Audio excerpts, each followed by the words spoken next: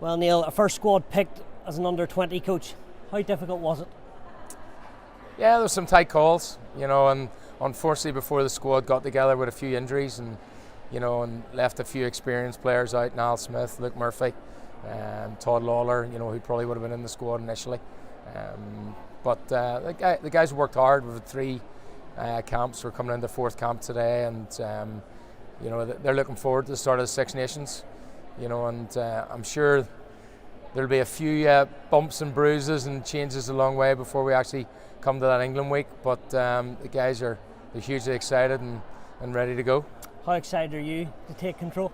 Yeah, look, obviously Richie moved into the Ulster job at the tail end of last year, and I was brought in to sort of help out with the World Cup, and it was a great experience for me working with a group of players that are huge potential.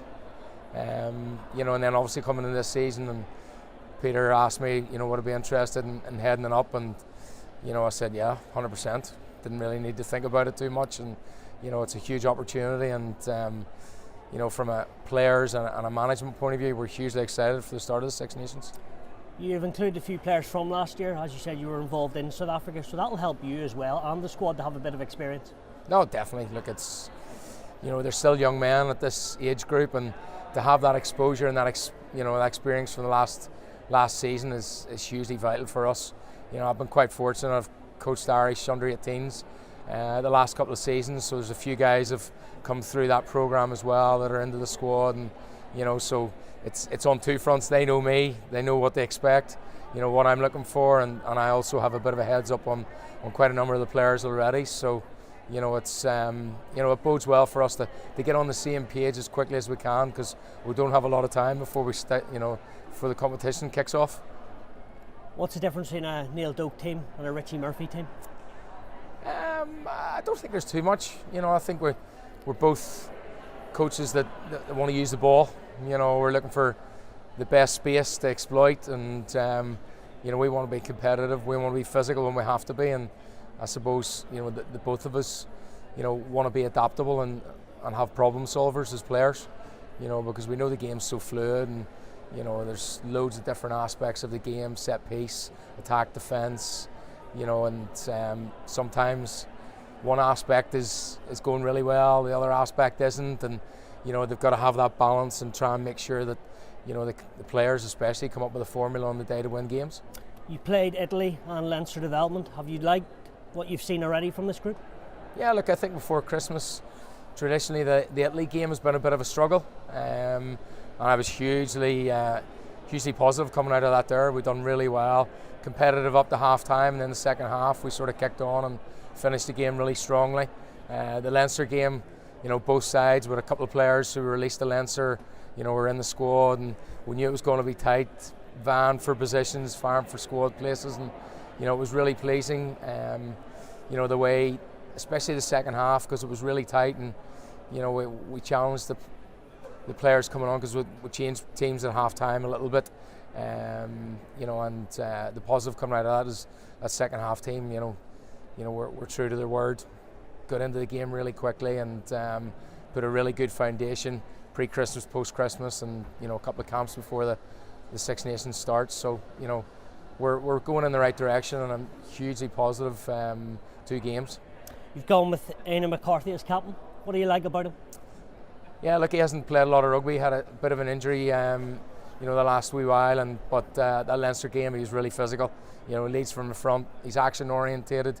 I'm a little bit, as a coach, action orientated. I want people to be doing things, and he stands there as a real leader in those actions, and that's what we want. We want the players to follow that, and in a short space of time we've got to get everybody on the same page, and if we've got a leader like Anna who's leading from the front, it gives you a really good platform for everybody else to get in behind them and show what they can do.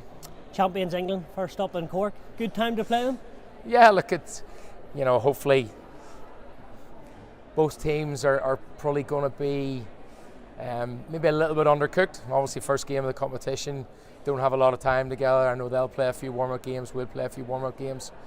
They're probably slight favourites, they've got, I think, maybe 8 or 9 players coming back from that winning World Cup squad in the summer there, and we probably didn't. We had chances in that game to sort of finish it off and didn't really take it, and sort of, it was nip and tuck, and they probably just a little bit stronger and finished back 25 minutes that game, and we were chasing it a little bit. So look, a few of the boys have had experience against this squad, because 2 years ago we played them in Dublin at an under-18 festival, and they're a pretty strong side now. So some of the guys have got a lot of exposure in the Premiership, top 14, and they're playing a lot of high-level games at the moment, some of the squad members, and so it's going to be a huge challenge, but the players and the management, we're looking forward to it, and it'll be a great experience to kick off the start of the Six Nations on that Thursday evening. A different year group, but a wee bit of revenge as well, I suppose. A little bit. There's, what it's like. It's the team evolves, different players come in and out, and some guys weren't there, and some guys are in now, and it's a real growth period. When they leave school, and you've got 2 years at 19s and 20s, and but no, we're hugely looking forward to it now.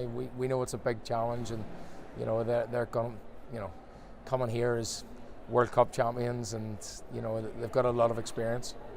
Yes, it's about developing players, but it's also about winning. You're a winner yourself, so how important is it to get that blend right, or try to?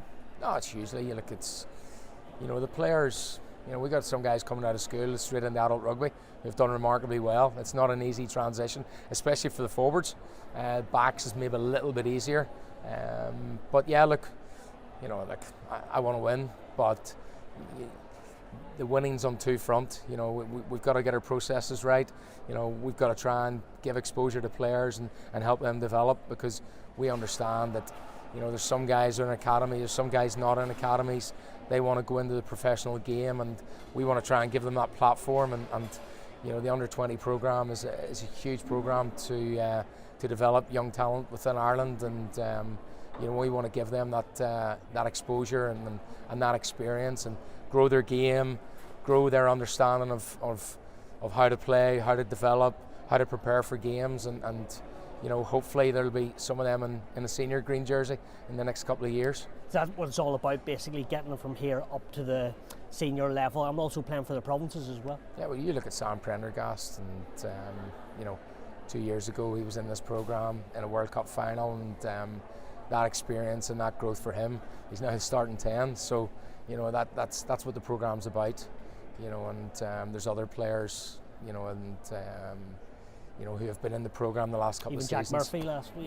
Jack, got a start there a couple of weeks ago, and so that the development and the education and the exposure at this level, it's hugely beneficial for them to kick on and get into the pro game, and also there'll be guys that this will be their ceiling, and they'll go back into the club game, and hopefully the exposure and the experience they get, they'll be able to raise the standards of the clubs, and we know that there's some late developers as well that have come in through the club game and into the pro game, so it ebbs and flows for some of the players, but it's hugely beneficial for them.